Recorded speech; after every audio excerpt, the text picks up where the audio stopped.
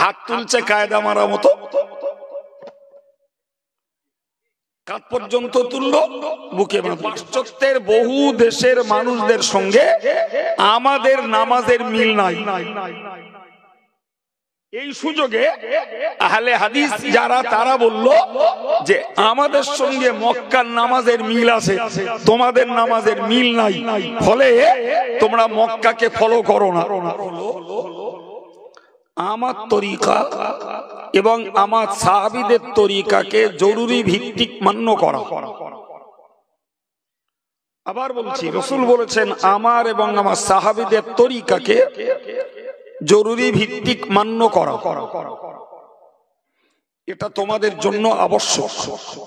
তার মানে নবীর তরিকার বাইরে, সাহাবায়ে কেরামদের তরিকার বাইরে যদি তুমি ধর্ম আচরণ করো, তোমার ধর্ম আচরণ আল্লাহ পাকের কাছে গ্রহণ অযোগ্য, ওটা গ্রহণ করা যাবে না, আল্লাহ কবুল করবেন।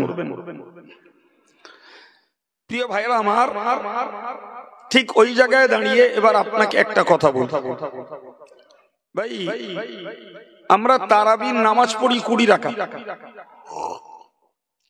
ক রাকাত পড়ি? এই 20 রাকাত তারাবি রাসূলুল্লাহ পড়েননি।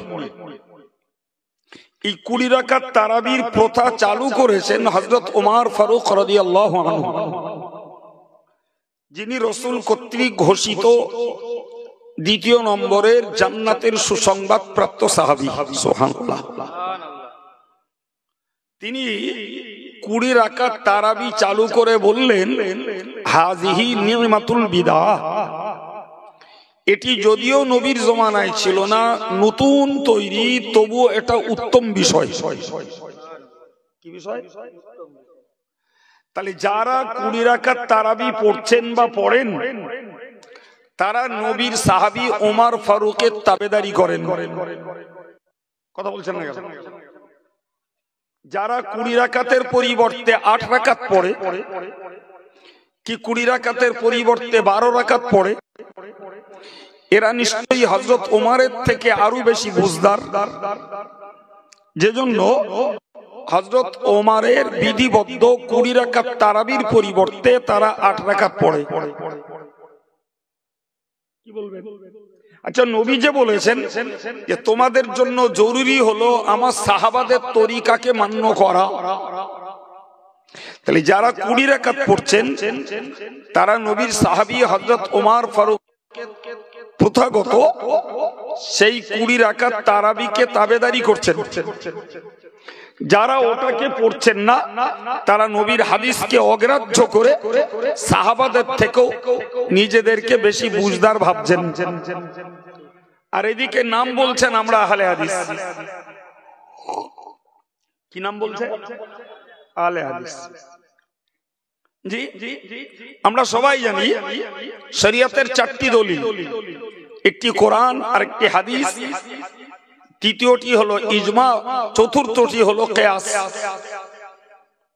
শরীয়তের প্রথম দলিলের বুনিয়াদ হলো কোরআনে, না কোথায়? কথা বলছেন না? কোরআনে। তাহলে যারা নিজেদেরকে পরিচয় দিচ্ছেন আহলে হাদিস বলে, তাদের কাছে আমাদের জানতে ইচ্ছা করে তোমরা আহলে কোরআন হওনি কেন? উচিত ছিল আগে আহলে কোরআন হওয়া, কোরআন বাদ দিয়ে আহলে হাদিস নাম নিলে কেন? যদি সত্যি তোমরা হও আহলে হাদিস, তাহলে বলো নবী যখন হাদিসে বলেছেন আমার সাহাবীদের নীতিকে, রীতিকে, প্রথাকে তোমরা জরুরি ভাবে মান্য করো, তাহলে তোমরা তারাবির নামাজ 20 জায়গায় 8 রাকাত কেন পড়ছো? তাহলে নাম বাজিয়েছো আহলে হাদিস, আর কামটা আহলে খবিসের মতো। এই ফালুক ফালুক করছেন, মেজাজটা আমার খারাপ হয়ে যাচ্ছে। এ কথার দাম দেওয়ার মুরদ আপনাদের নেই।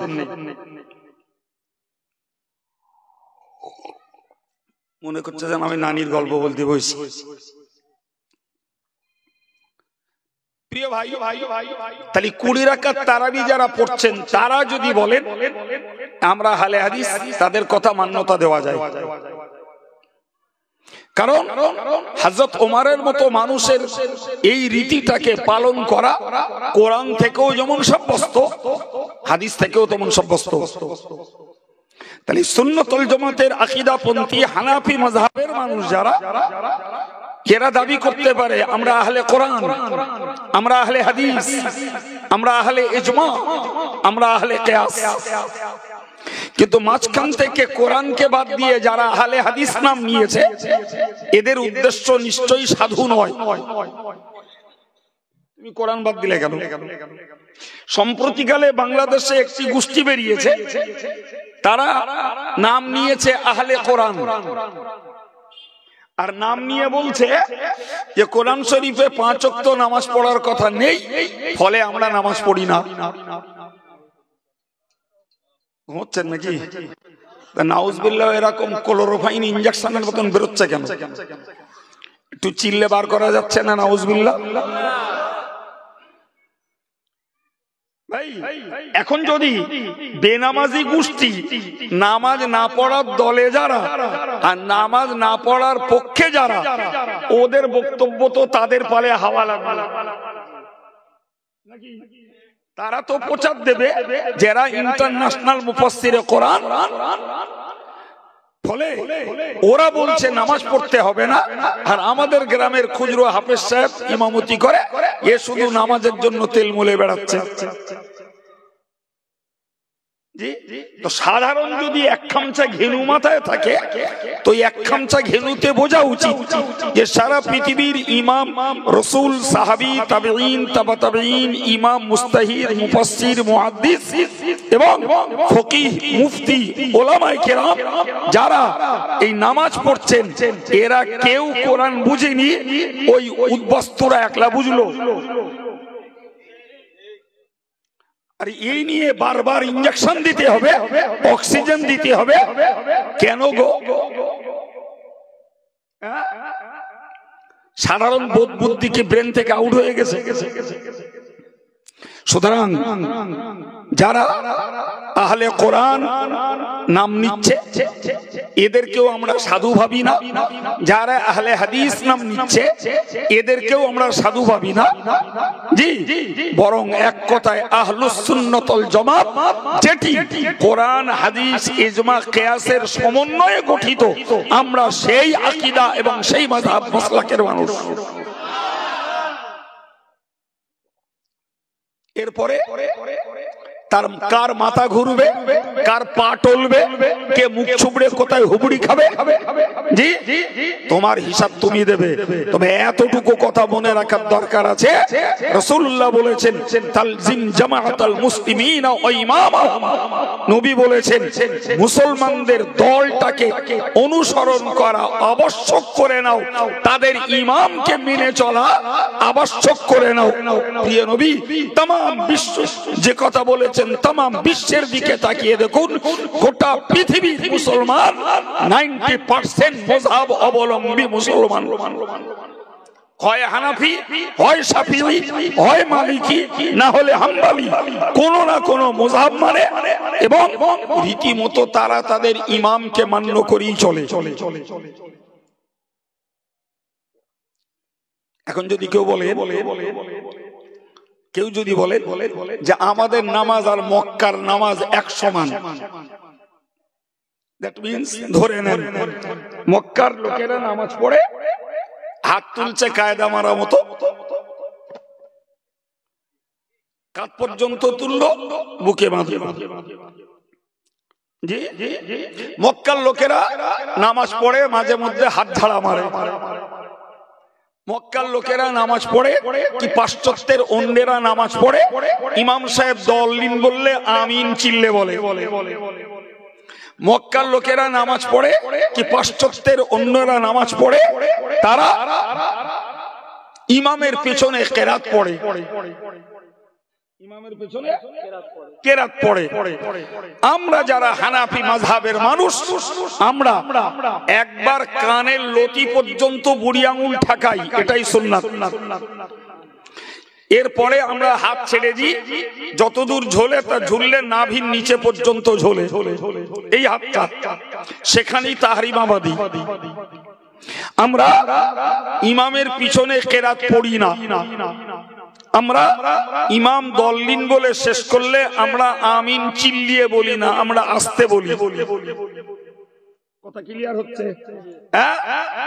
ভাই এখন প্রশ্ন হলো যে পাশ্চাত্যের বহু দেশের মানুষদের সঙ্গে আমাদের নামাজের মিল নাই। এই সুযোগে আহলে হাদিস যারা তারা বলল যে আমাদের সঙ্গে মক্কার নামাজের মিল আছে, তোমাদের নামাজের মিল নাই, ফলে তোমরা মক্কাকে ফলো করো না। এর একটা মারপেচ বুঝুন। মারপেচটা হলো মক্কাতে হযরত ইমাম শাফি রহমাতুল্লাহ আলাইহির জন্ম। কার জন্ম? ইমাম শাফি রহমাতুল্লাহ আলাইহি।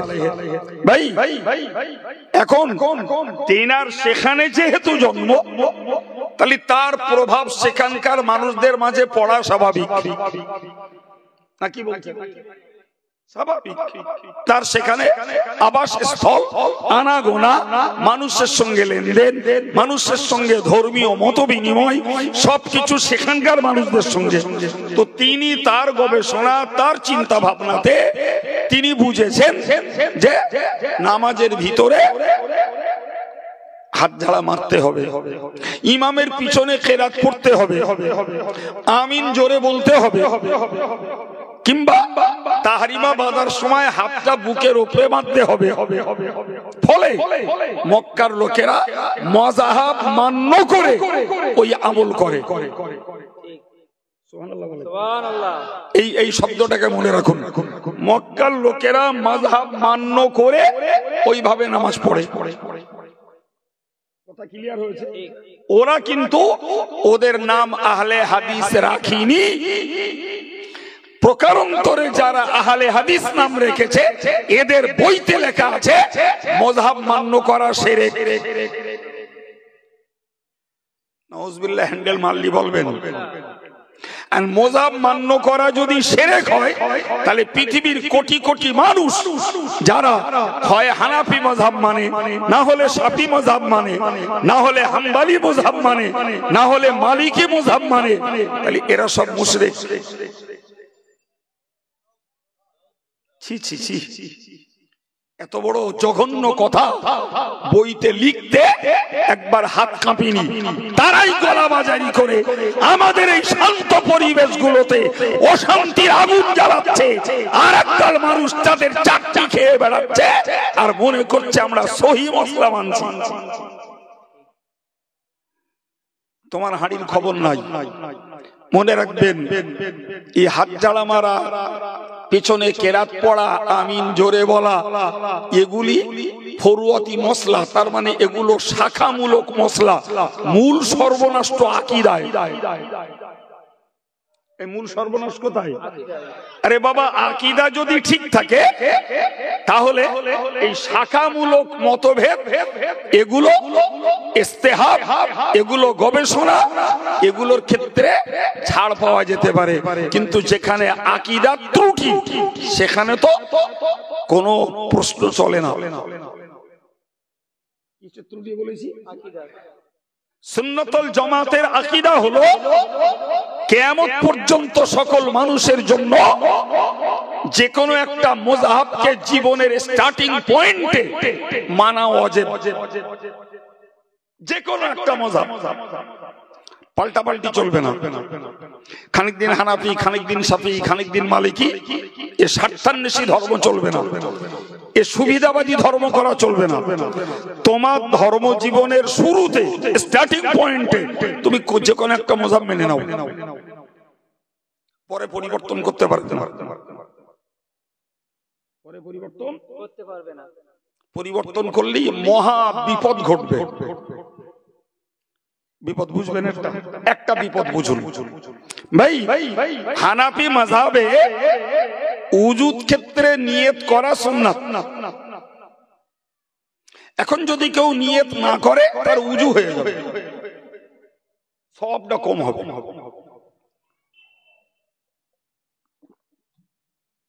শাফি মাযহাবে নিয়ত করা ফরজ, ফলে নিয়ত না করলে ওই ব্যক্তির উযু হবে না।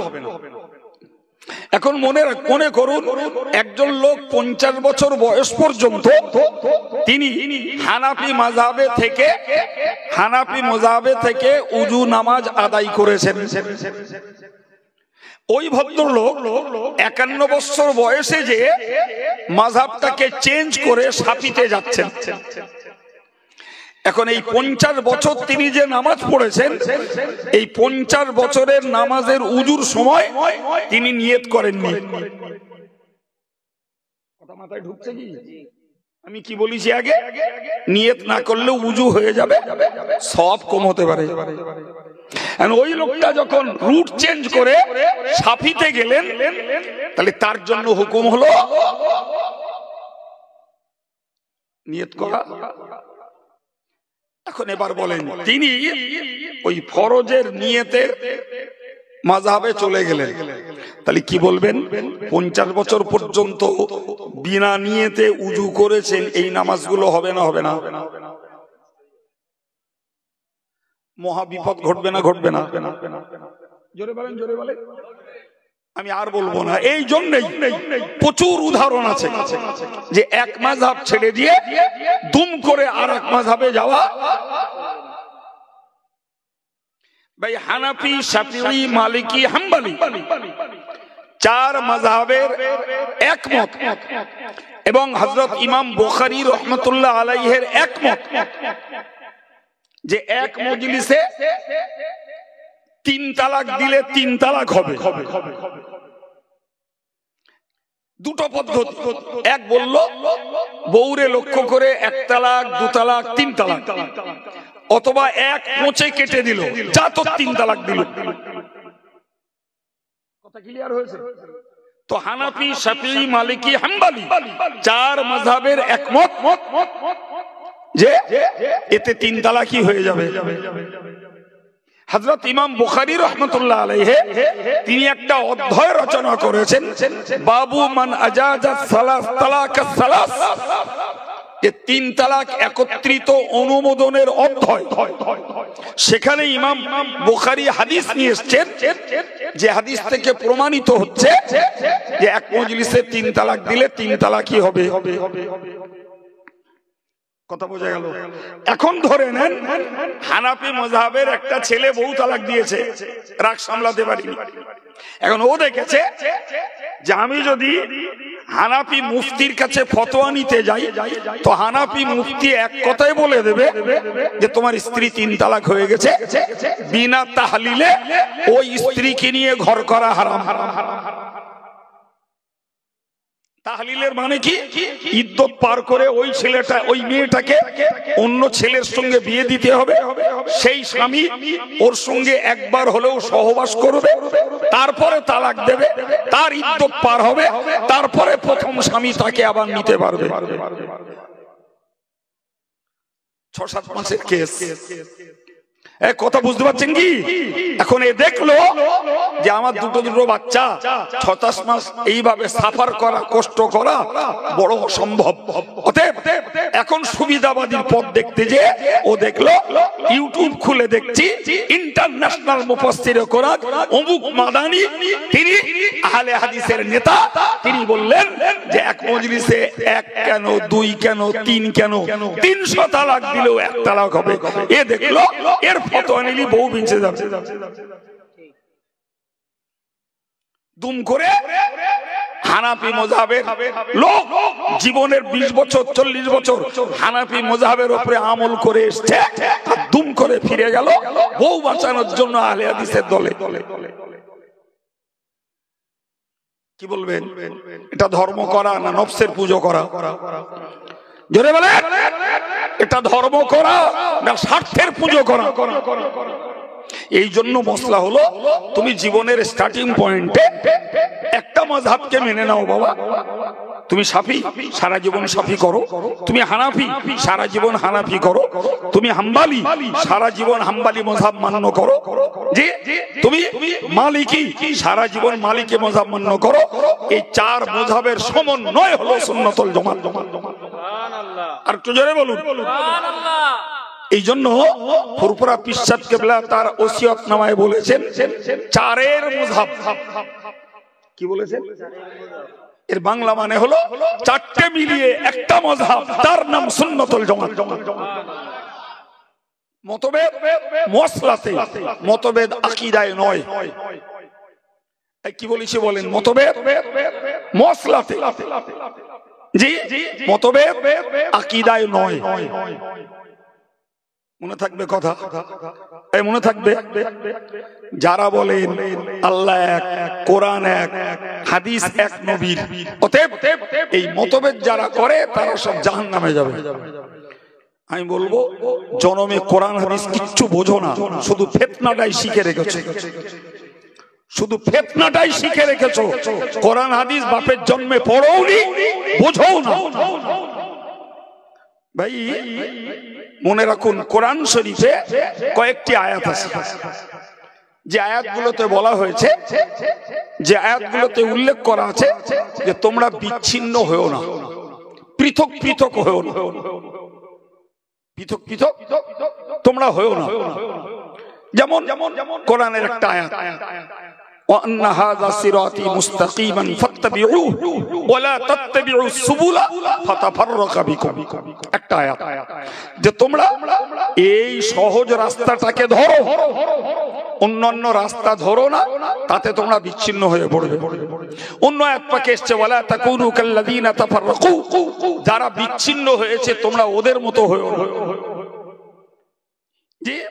প্রিয় ভাই আমার, এরকম গুটি কতক আয়াত তুলে ধরে আমাদের সাধারণ ব্রেন গুলোকে বলা হয় যে এই মোজাব মানে বিচ্ছিন্নতা, মোজাব মানে ভিন্ন ভিন্ন মত, এসব কোরআনের বিরোধী। অতএব সবাইকে হতে হবে, আমরা কোরআন মানবো, হাদিস মানবো, আমরা ইজমা মানবো না, কিয়াস মানবো না, ইমাম মানবো না, পীর ওলি মানবো না। এসব হচ্ছে ধান্দাল ভিন্দেল বাজদের চিটিংবাজি কথাবার্তা। কোরআন খুলুন, কোরআনে আল্লাহ বলেছেন আল্লাযীনা জাহাদু ফীনা লানাহদিয়ান্নাহুম সুবুলানা। আমি আল্লাহ বলে দিলাম, যারা আমাকে পাওয়ার জন্য সাধ্য সাধনা করে, আমার সন্তুষ্টি লাভের জন্য যারা ইবাদত আমল করে, আমার সন্তুষ্টি পাওয়ার জন্য যারা চেষ্টা করে, আমি আল্লাহ জানিয়ে দিলাম লানাহদিয়ান্নাহুম সুবুলানা, তাদেরকে আমি শান্তির অনেকগুলো রাস্তা দেখিয়ে দেব। এখানে সুবুল শব্দ আছে, শিক্ষিত মানুষ বুঝবেন। সুবুল শব্দটা আরবিতে বহুবচন, যার এক বচনের শব্দ হলো সাবিল। আল্লাহ কোরআনের শব্দটা ব্যবহার করেছেন, আমি তাকে অনেকগুলো রাস্তা দেখাবো। এবার বলুন, এই যে আয়াতে বলা হলো অনেকগুলো রাস্তা, তাহলে অনেকগুলো রাস্তা, ইনি একটা নিতে পারে, আমি একটা নিতে পারি, উনি একটা নিতে পারে, আমার এই যুবক ছেলেটা একটা নিতে পারে। তাহলে অনেক রাস্তার প্রমাণ কোরআন শরীফে রয়েছে। শুনুন না সম্মানিত ভাইরা, কোরআন শরীফের আয়াত কদ জাআকুম মিনাল্লাহি নূরুন ওয়া কিতাবুম মুবিন। আল্লাহ বললেন তোমাদের কাছে এসেছে প্রকাশ্য কিতাব আর একটা আলো। ইহদি বিহিল্লাহু মান ইত্তাবা রিদওয়ানাহু সুবুলাস সালাম। এর দ্বারাতে আল্লাহ পাক যে আল্লাহর সন্তুষ্টি লাভ করতে চায় তাকে শান্তির অনেকগুলো রাস্তা আমি আল্লাহ দান করব। সুবহানাল্লাহ। রাস্তা একটা বলছে না, অনেক বলছে। অনেক বললাম না, একটা বললাম? অনেক একটা বলি নাই। এই অনেকগুলো রাস্তার ব্যাখ্যা হলো যে মূল আকীদাতে সবাই সমান, মূল আকীদাতে আল্লাহ পাকের একত্ববাদে, রাসূলের রিসালাতের ক্ষেত্রে সবাইকে এক আকীদা, এক বিশ্বাসের উপরে দাঁড়াতে হবে। কিন্তু মশলাগত আমলগত বিষয়ে একজন আর একজন ছাড়া আলাদা পথ ধরতে পারে। উদাহরণ দিলে কথাটা ক্লিয়ার হবে। একটা দুটো উদাহরণ খুব নরমালে আমি দুটো একটা উদাহরণ আপনাদেরকে শোনাচ্ছি। ভাই প্রথমত একটা কথা বুঝুন, হযরত নবী দাউদের খেলাফতি পিরিয়ড, কার পিরিয়ড বলেছি? নবী দাউদের ওই পিরিয়ডের একটা ঘটনা। রাতের বেলায় একজনের ছাগল আর একজনের ফসল খেতে ঢুকে ফসল নষ্ট করেছে। ক্ষেত মালিক হযরত নবী দাউদের কাছে বিচার দিয়েছে। নবী দাউদ বিচার করে দিলেন, ইনি নবী কিন্তু, এটা মনে রাখুন। নবী দাউদ বিচার করে দিলেন যে এই ছাগল ক্ষেত মালিকের দিয়ে দেবে, ছাগল ক্ষেত মালিকের দিয়ে দেবে, আর খেতে ফসল হোক না হোক এই পিরিয়ডটা ছাগলের মালিক ফসল পেয়ে যাবে। এটা নবী দাউদের বিচার। কার বিচার? নবী দাউদের। জোরে বলেন কার বিচার? বিচারের রায়টা ভালো করে মুখস্থ করুন। নবী দাউদ বিচার করে দিলেন এই ছাগল যখন ওনার ক্ষেতের ফসল খেয়েছে, ফলে ছাগলগুলো ক্ষেত মালিক পেয়ে যাবে, আর এই ফসলটা ওই ছাগলের মালিক নেবে, হোক না হোক, লস হোক লাভ হোক, সব বোঝা গেল।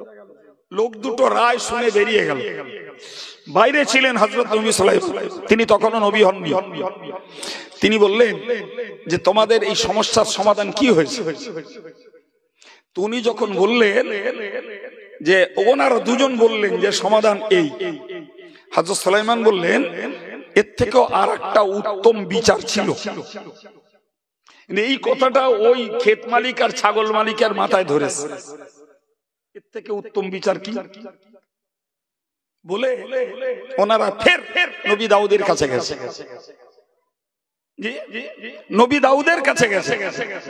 নবী দাউদ আলাইহিস সালামের কাছে যে বলল, হুজুর আমরা আপনার কাছ থেকে রায় নিয়ে চলে যাচ্ছিলাম, তো ওই বাইরের একটা নওজোয়ান ছেলে, বরং কিশোর, বয়স 11 বছর,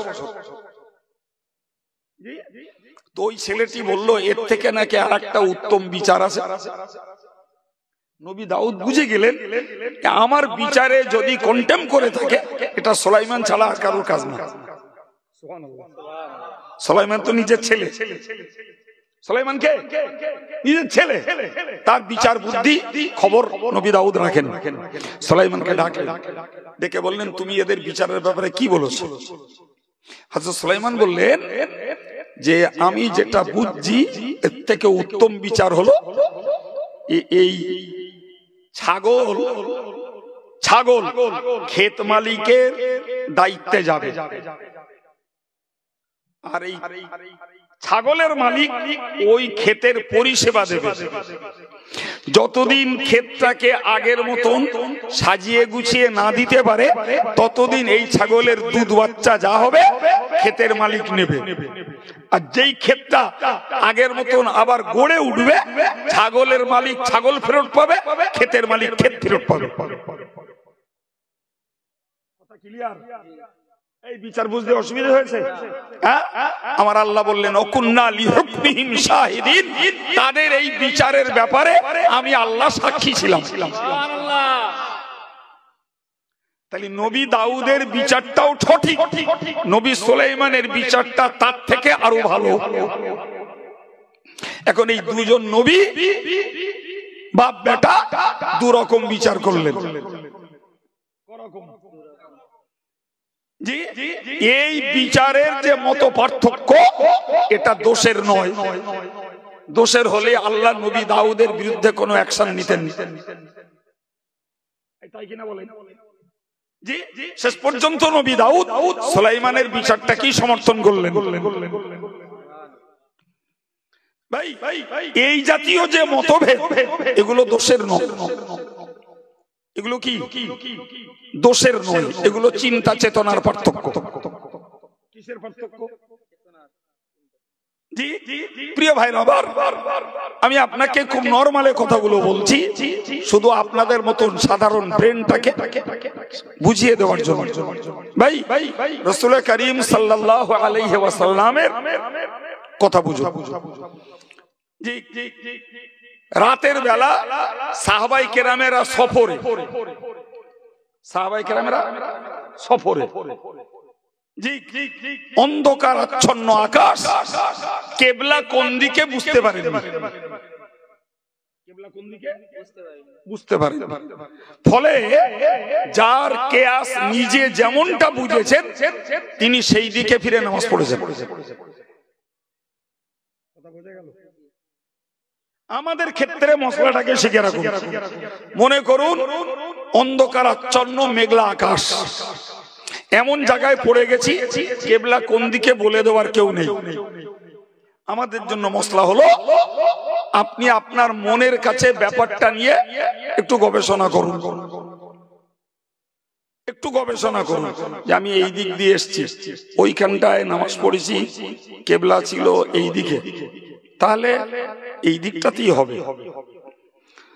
ফলে দেখা গেল উনি পূব দিক ফিরে নামাজ পড়ছেন, ধরুন ভারতবাসী, তো তিনি যদি ভাবনা চিন্তা করে পূব দিকে ফিরে নামাজ পড়েন অথচ কাবা পশ্চিম দিকে ভারতবর্ষ থেকে, তারপরেও তার নামাজ হয়ে যাবে।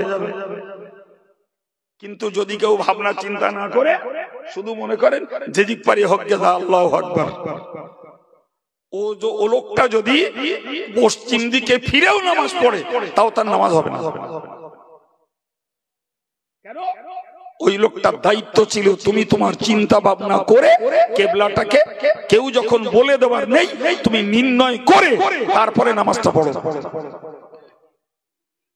কথা ক্লিয়ার হয়েছে? এই সাহাবীরা দুদল হলেন কি তিন দল হলেন, যার যেদিকে মন হয়েছে সেদিক ফিরে নামাজ পড়েছে। সকালবেলা ব্যাপারটা রাসূলকে জানানো হলো। প্রিয় নবী সাল্লাল্লাহু আলাইহি ওয়াসাল্লাম জি ব্যাপারটা শুনলেন, ততক্ষণে কোরআন নাজিল হলো আইনামা তুআল্লু ফাসাম্মা ওয়াজহুল্লাহ, তুমি যেদিকে ফেরো সেদিকেই আল্লাহর সন্তুষ্টি আছে। কারণ তুমি তো মূলত আল্লাহর সন্তুষ্টির জন্যই নামাজ পড়েছো, তুমি তো ইচ্ছা করে কেবলা থেকে মুখ পরিবর্তন করে অন্যদিকে হওনি। এ কথা ক্লিয়ার না বাবা?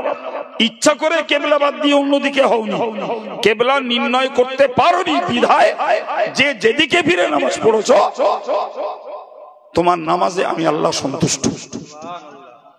এই যে এক একজন সাহাবী এক এক দিক ঠিক করে নামাজ পড়ে নিলেন, এটা ভিন্ন ভিন্ন মত পার্থক্য হলো না? হলো না? কথা বলেন, কথা বলেন। দোষ হয়েছে কি? দোষ হলে নবী বলতেন তোমাদের কারুর নামাজ হয়নি, সব এখন যখন কেবলা বুঝতে পেরেছো সবাই কেবলার দিকে ফিরে ওই নামাজটাকে কাজা করো। এবার হাদিসে তা নেই। আমি মতভেদ বুঝাচ্ছি ভাই। রাসূলুল্লাহ বললেন খন্দক যুদ্ধের দিন সাহাবায়ে কেরামদেরকে বললেন তোমরা বনু কোরাইজাতে যে না যাওয়া পর্যন্ত আসরের নামাজ পড়বে না। কোথায়? বনু কোরাইজা, একটা পল্লী, কোরাইজা বংশের লোকেরা যেখানে বাস করে একটা পল্লী। রাসূল সাহাবাদেরকে বললেন তোমরা ওই পল্লীতে না যাওয়া পর্যন্ত আসরের নামাজ। প্রতিমধ্যে আসরের নামাজে রক্ত হয়ে গেছে। সাহাবায়ে কেরামদের ভিতরে দুটো দল হয়েছে। এক দলের বক্তব্য রাসূল ওই কথাটা বলেননি আমরা নামাজ কাজা করি এই চিন্তায়, বরং নবী বলেছেন দ্রুত পৌঁছে যাবার জন্য। এখন দেখছি আমরা কোরাইজা পল্লী পর্যন্ত পৌঁছাতে গেলে আসরের নামাজ কাজা হওয়ার ভয় আছে। একদল সাহাবী প্রতিমধ্যে আসরের নামাজ পড়ে নিলেন। আর একদল সাহাবী বললেন কাজা হোক কি সময় থাকুক দেখার দরকার নেই। নবী যখন বলেছেন বনু কোরাইজায় যে আসর পড়তে আমরা ওইখানে যেই পড়ব।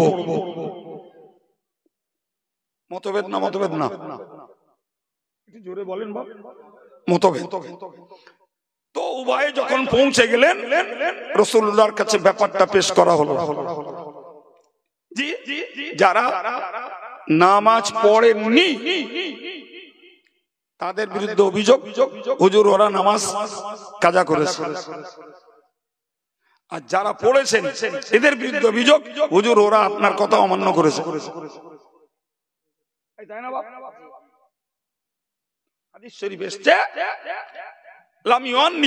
রাসূল কাউকে ধমক দেননি। যারা পথে পড়েছে তাদেরটাও, যারা বনু কুরাইজায় পৌঁছে পড়েছে তাদেরটাও, দুটি দলের নামাজকেই রাসূল সমর্থন দিলেন। এগুলো মতভেদ কিনা? জোরে বলে মতভেদ। ভাই আরেকটা কথা বলছি, বনু নজির ইহুদিদের একটি গোষ্ঠী, ইহুদিদের একটি গোষ্ঠী। রাসূলুল্লাহ এদের উপরে যখন অবরোধ করলেন তো তারা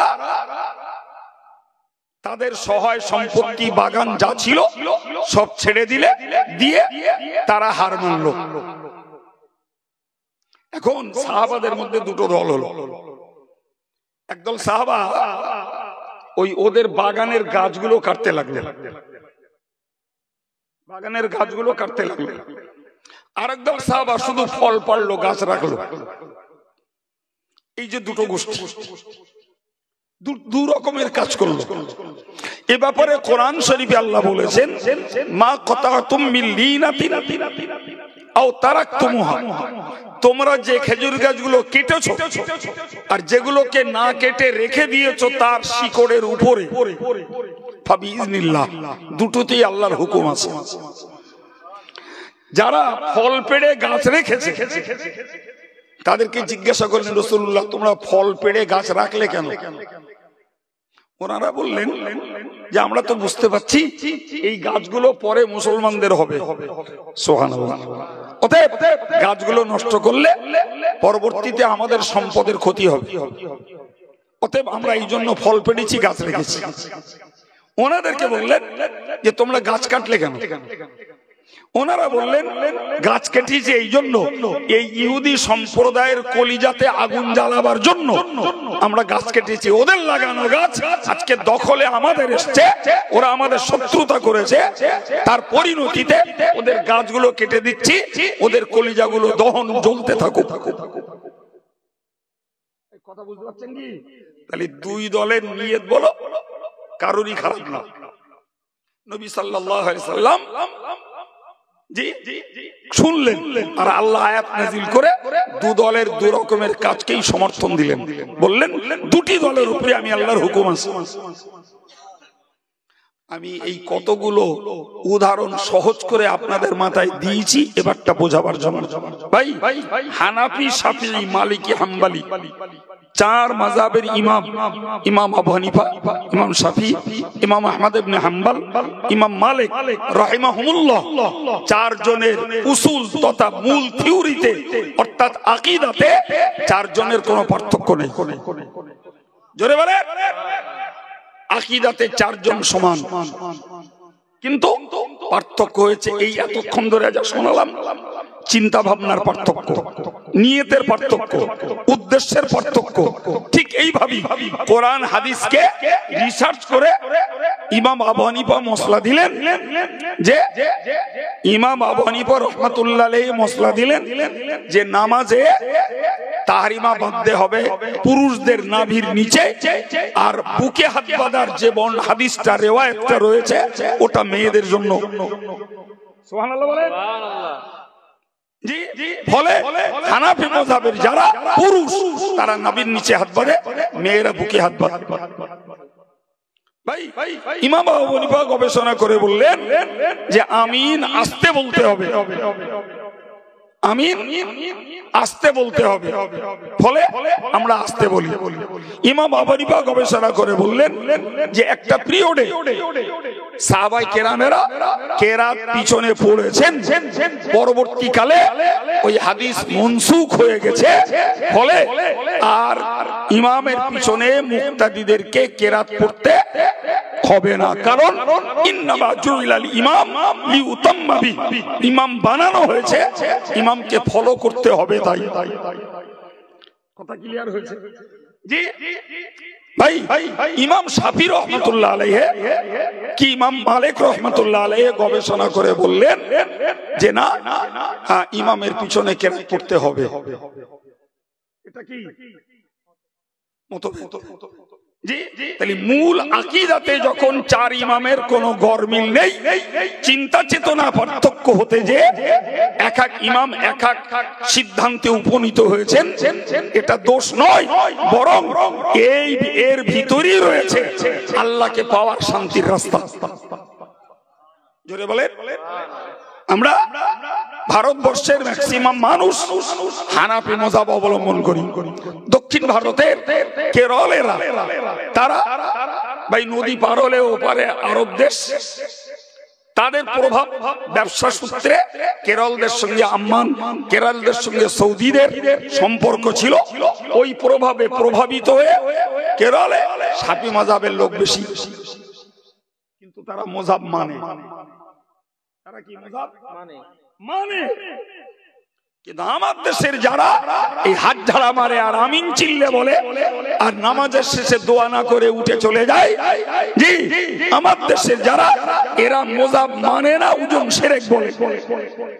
এবার বলেন, এই বাহ্যিক আমলে মক্কাওয়ালাদের সঙ্গে এদেশের এক শ্রেণীর লোকেদের যদি মিল থাকে, কিন্তু মূল ভিত্তিতে পার্থক্য।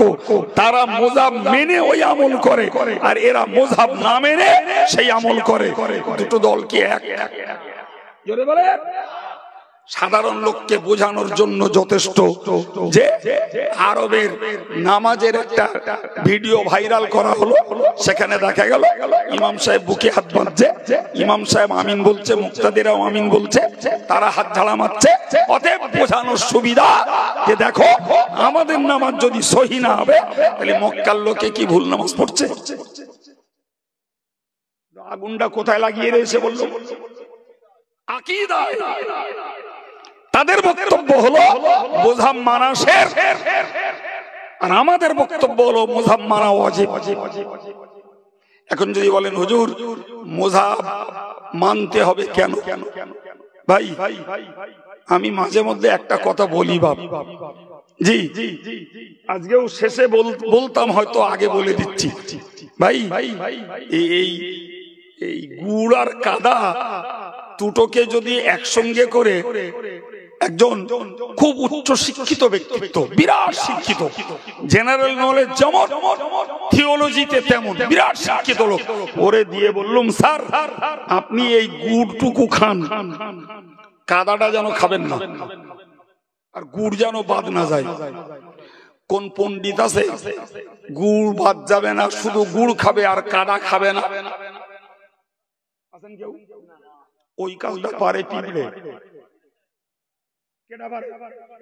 পিঁপড়ের কাছে দেন, ও একদম খুঁটে বেছে গুড়টা খাবে, এক সূচের আগা পরিমাণ কাদা খাবে না। কথা বুঝতে পারেননি? তো মুহাক্কিক আলেম যারা, এরা পিঁপড়ের সমতুল্য। কে কাদার সঙ্গে, এই গুড়ের সঙ্গে কাদা খাওয়াচ্ছে আর গুড় বাদ দিয়ে দিচ্ছে, তারা বোঝে আপনাদের মতন জ্ঞানী গুণী শিক্ষিত ডিগ্রি হোল্ডার বুঝদার মানুষগুলো ওই কোনটা গুড় আর কোনটা কাদা বোঝার ক্ষমতা আপনাদের নাই।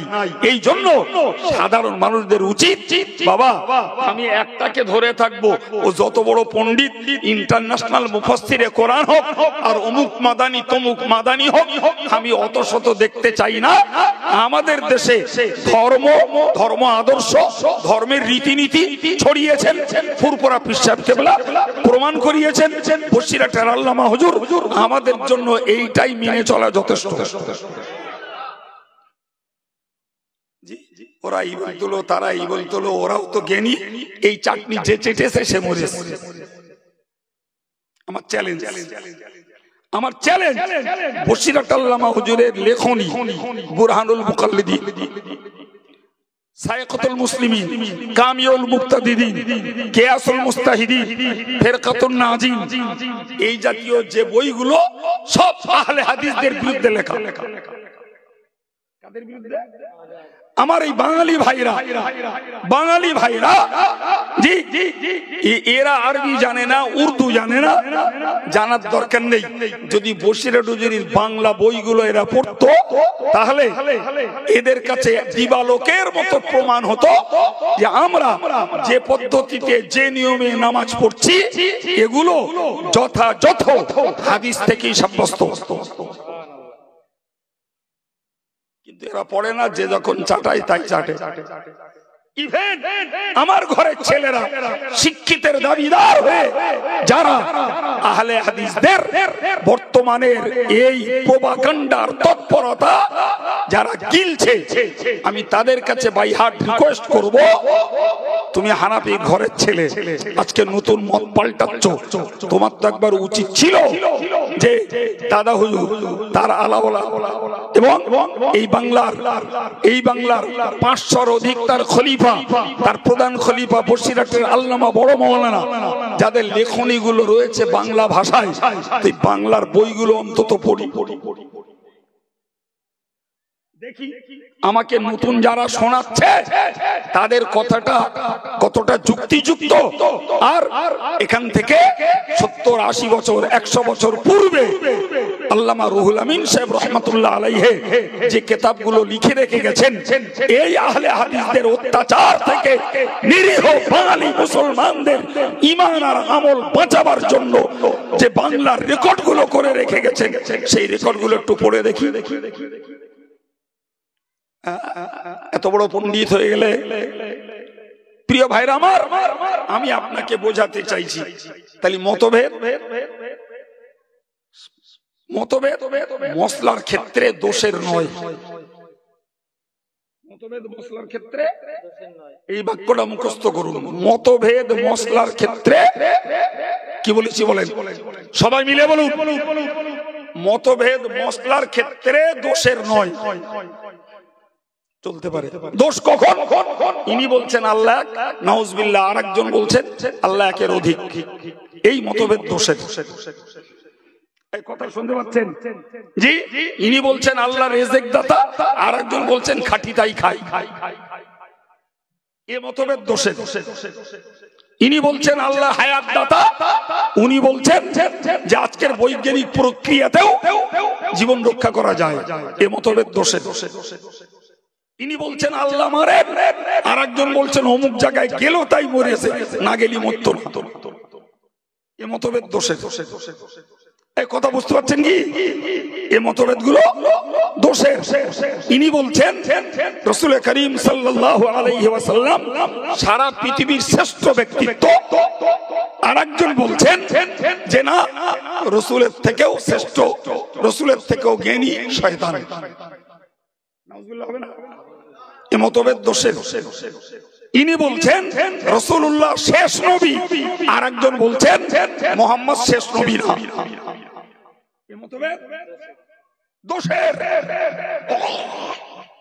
কিন্তু মশলার মতভেদ দোষণীয় নয়।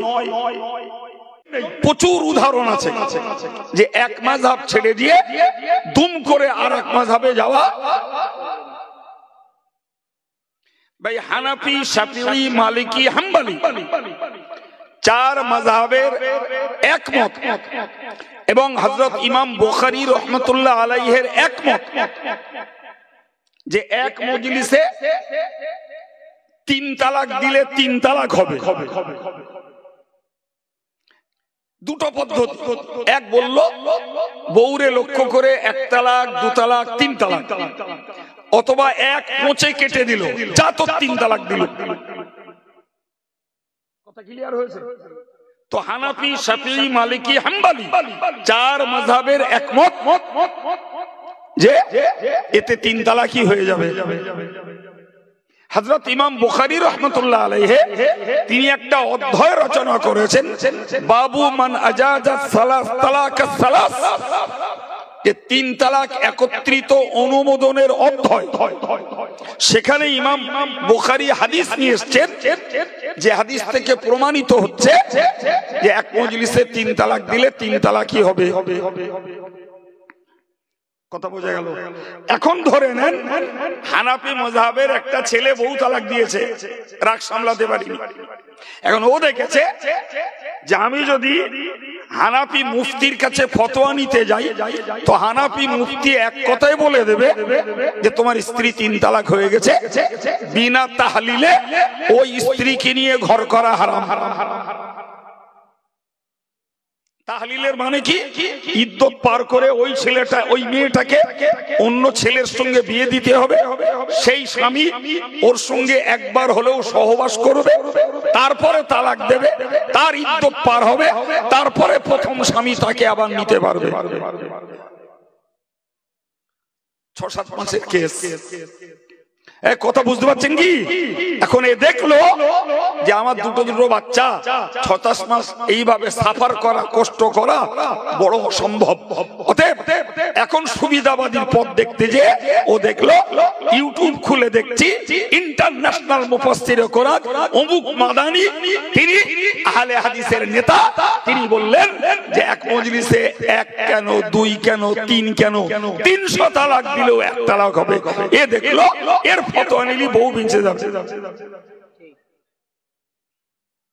দুম করে হানাফি মাযহাবের লোক জীবনের 20 বছর 40 বছর হানাফি মাযহাবের উপরে আমল করে এসেছে, দুম করে ফিরে গেল বউ বাঁচানোর জন্য আহলে হাদিসের দলে।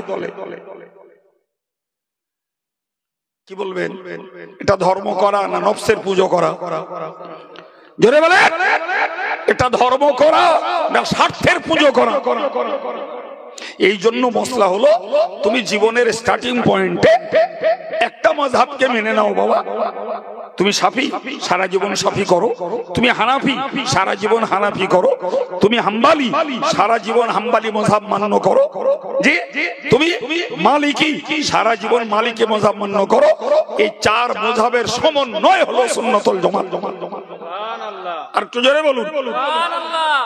এই জন্য ফুরফুরা পীর সাহেব কেবলা তার ওসিয়তনামায় বলেছেন 4 মাযহাব। কি বলেছেন? এর বাংলা মানে হলো 4টে মিলিয়ে একটা মাযহাব, তার নাম সুন্নাতুল জামাত। মতভেদ মসলাতে, মতভেদ আকীদায় নয়। কি বলেছি বলেন? মতভেদ মসলাতে, জি, মতভেদ আকীদায় নয়। মনে থাকবে কথা, এই মনে থাকবে। যারা বলেন আল্লাহ এক, কোরআন এক, হাদিস এক নবীর, অতএব এই মতভেদ যারা করে তারা সব জাহান্নামে যাবে। আমি বলবো জনমে কোরআন হাদিস কিচ্ছু বোঝো না, শুধু ফিতনাটাই শিখে রেখেছো, শুধু ফিতনাটাই শিখে রেখেছো। কোরআন হাদিস বাপের জন্মে পড়োনি, বোঝো না। ভাই মনে রাখুন, কোরআন শরীফে কয়েকটি আয়াত আছে, যে আয়াতগুলোতে বলা হয়েছে, যে আয়াতগুলোতে উল্লেখ করা আছে যে তোমরা বিচ্ছিন্ন হয়েও না, পৃথক পৃথক হয়েও না, পৃথক পৃথক তোমরা হয়েও না। যেমন কোরআনের একটা আয়াত, وأن هذا صراطي مستقيما فاتبعوه ولا تتبعوا السبل فتفرق بكم। একটা আয়াত যে তোমরা এই সহজ রাস্তাটাকে ধরো, অন্যান্য রাস্তা ধরো না, তাতে তোমরা বিচ্ছিন্ন হয়ে পড়বে। অন্য আয়াত পাকে এসেছে ওয়ালা তাকুনু কাল্লাযীনা তাফাররাকু, যারা বিচ্ছিন্ন হয়েছে তোমরা ওদের মতো হয়ো না। প্রিয় ভাই আমার, এরকম গুটি কতক আয়াত তুলে ধরে আমাদের সাধারণ ব্রেন গুলোকে বলা হয় যে এই মাযহাব মানে বিচ্ছিন্নতা, মাযহাব মানে ভিন্ন ভিন্ন মত, এসব কোরআনের বিরোধী। অতএব সবাইকে হতে হবে আমরা কোরআন মানবো, হাদিস মানবো, আমরা ইজমা মানবো না, কিয়াস মানবো না, ইমাম মানবো না, পীর ওলি মানবো না।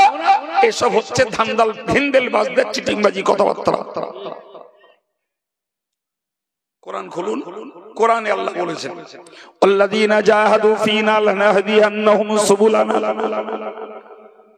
আমি আল্লাহ বলে দিলাম যারা আমাকে পাওয়ার জন্য সাধ্য সাধনা করে, আমার সন্তুষ্টি লাভের জন্য যারা ইবাদত আমল করে, আমার সন্তুষ্টি পাওয়ার জন্য যারা চেষ্টা করে, আমি আল্লাহ জানিয়ে দিলাম লানাহদিয়ান্নাহুম সুবুলানা, তাদেরকে আমি শান্তির অনেকগুলো রাস্তা দেখিয়ে দেব। এখানে সুবুল শব্দ আছে, শিক্ষিত মানুষ বুঝবেন সুবুল শব্দটা আরবিতে বহু বচন, যার এক বচনের শব্দ হলো সাবিল। আল্লাহ কোরআনের শব্দটা ব্যবহার করেছেন, আমি তাকে অনেকগুলো রাস্তা দেখাবো। এবার বলুন, এই যে আয়াতে বলা হলো অনেকগুলো রাস্তা, তাহলে অনেকগুলো রাস্তা, ইনি একটা নিতে পারে, আমি একটা নিতে পারি, উনি একটা নিতে পারে, আমার এই যুবক ছেলেটা একটা নিতে পারে। তাহলে অনেক রাস্তার প্রমাণ কোরআন শরীফে রয়েছে। শুনুন না সম্মানিত ভাইরা, কোরআন শরীফের আয়াত, কদ জাআকুম মিনাল্লাহি নূরুন ওয়া কিতাবুম মুবিন। আল্লাহ বললেন তোমাদের কাছে এসেছে প্রকাশ্য কিতাব আর একটা আলো। ইহদি বিহিল্লাহু মান ইত্তাবা রিদওয়ানাহু সুবুলাস সালাম। এর দ্বারাতে আল্লাহ পাক যে আল্লাহর সন্তুষ্টি লাভ করতে চায় তাকে শান্তির অনেকগুলো রাস্তা আমি আল্লাহ দান করব। সুবহানাল্লাহ। রাস্তা একটা বলছে না অনেক বলছে? অনেক বললাম না একটা বললাম? অনেক একটা বলি নাই। এই অনেকগুলো রাস্তার ব্যাখ্যা হলো যে মূল আকীদাতে সবাই সমান, মূল আকীদাতে আল্লাহ পাকের একত্ববাদে, রাসূলের রিসালাতের ক্ষেত্রে সবাইকে এক আকীদা, এক বিশ্বাসের উপরে দাঁড়াতে হবে। কিন্তু মশলাগত আমলগত বিষয়ে একজন আর একজন ছাড়া আলাদা পথ ধরতে পারে। উদাহরণ দিলে কথাটা ক্লিয়ার হবে। একটা দুটো উদাহরণ খুব নরমালে আমি দুটো একটা উদাহরণ আপনাদেরকে শোনাচ্ছি। ভাই প্রথমত একটা কথা বুঝুন, হযরত নবী দাউদের খেলাফতি পিরিয়ড, কার পিরিয়ড বলেছি? নবী দাউদের। ওই পিরিয়ডের একটা ঘটনা, রাতের বেলায় একজনের ছাগল আর একজনের ফসল খেতে ঢুকে ফসল নষ্ট করেছে। ক্ষেত মালিক হযরত নবী দাউদের কাছে বিচার দিয়েছে। নবী দাউদ বিচার করে দিলেন, ইনি নবী কিন্তু, এটা মনে রাখুন, নবী দাউদ বিচার করে দিলেন যে এই ছাগল ক্ষেত মালিককে দিয়ে দেবে, ছাগল ক্ষেত মালিককে দিয়ে দেবে, আর খেতে ফসল হোক না হোক এই পিরিয়ডটা ছাগলের মালিক ফসল পেয়ে যাবে। এটা নবী দাউদের বিচার। কার বিচার? নবী দাউদের। জোরে বলেন কার বিচার? বিচারের রায়টা ভালো করে মুখস্থ করুন। নবী দাউদ বিচার করে দিলেন এই ছাগল যখন ওনার ক্ষেতের ফসল খেয়েছে, ফলে ছাগলগুলো ক্ষেত মালিক পেয়ে যাবে, আর এই ফসলটা ওই ছাগলের মালিক নেবে, হোক না হোক, লস হোক লাভ হোক, সব বোঝা গেল। লোক দুটো রায় শুনে বেরিয়ে গেল। বাইরে ছিলেন হযরত নবী সাল্লাল্লাহু আলাইহি ওয়াসাল্লাম, তিনি তখনও নবী হননি। তিনি বললেন যে তোমাদের এই সমস্যার সমাধান কি হয়েছে? উনি যখন বললেন যে ওনারা দুজন বললেন যে সমাধান এই, হযরত সুলাইমান বললেন এর থেকেও আর একটা উত্তম বিচার ছিল। এই কথাটা ওই ক্ষেত মালিক আর ছাগল মালিকের মাথায় ধরেছে, এর থেকে উত্তম বিচার কি বলে ওনারা ফের নবী দাউদের কাছে গেছে। কাজা হোক কি সময় থাকুক দেখার দরকার নেই। নবী যখন বলেছেন বনু কুরাইজায় যে আসর পড়তে, আমরা ওইখানে যেই পড়ব। মতভেদ না? মতভেদ না? একটু জোরে বলেন বাবা। মতভেদ। তো উভয়ে যখন পৌঁছে গেলেন, রাসূলুল্লাহর কাছে ব্যাপারটা পেশ করা হলো। যারা নামাজ পড়েননি তাদের বিরুদ্ধে অভিযোগ, হুজুর ওরা নামাজ কাজা করেছে। আর যারা পড়েছেন এদের বিরুদ্ধে অভিযোগ, হুজুর ওরা আপনার কথা অমান্য করেছে। হাদিস শরীফ এসেছে লাম ইউআন্নিব, রাসূল কাউকে ধমক দেননি। যারা পথে পড়েছে তাদেরটাও, যারা বনু কুরাইজায় পৌঁছে পড়েছে তাদেরটাও, দুটি দলের নামাজকেই রাসূল সমর্থন দিলেন। এগুলো মতভেদ কিনা? জোরে বলে মতভেদ। ভাই আরেকটা কথা বলছি, বনু নজির ইহুদিদের একটি গোষ্ঠী, ইহুদিদের একটি গোষ্ঠী। রাসূলুল্লাহ এদের উপরে যখন অবরোধ করলেন তো তারা তাদের সহায় সম্পত্তি বাগান যা ছিল সব ছেড়ে দিয়ে তারা হার মানল। এখন সাহাবাদের মধ্যে দুটো দল হলো। একদল সাহাবা ওদের বাগানের গাছগুলো কাটতে লাগলেন, বাগানের গাছগুলো কাটতে লাগলেন। আরেকদল সাহাবা শুধু ফল পাড়লো, গাছ রাখলো। এই যে দুটো গোষ্ঠী দু রকমের কাজ করলো। এ ব্যাপারে কোরআন শরীফে আল্লাহ বলেছেন, মা কাতাতুম মিন লিনাতিন আও তারাকতুমুহা, তোমরা যে খেজুর গাছগুলো কেটেছো আর যেগুলোকে না কেটে রেখে দিয়েছো তার শিকড়ের উপরে, ফাবিইজনিল্লাহ, দুটোতেই আল্লাহর হুকুম আছে। যারা ফল পেড়ে গাছ রেখেছে তাদেরকে জিজ্ঞাসা করলেন, রাসূলুল্লাহ তোমরা ফল পেড়ে গাছ রাখলে কেন? ওনারা বললেন যে আমরা তো বুঝতে পারছি এই গাছগুলো পরে মুসলমানদের হবে। সুবহানাল্লাহ। অতএব গাছগুলো নষ্ট করলে পরবর্তীতে আমাদের সম্পদের ক্ষতি হবে, অতএব আমরা এই জন্য ফল পেড়েছি, গাছ রেখেছি। ওনাদেরকে বললেন যে তোমরা গাছ কাটলে কেন? ওনারা বললেন গাছ কেটেছে এই জন্য এই ইহুদি সম্প্রদায়ের কলিজাতে আগুন জ্বালাবার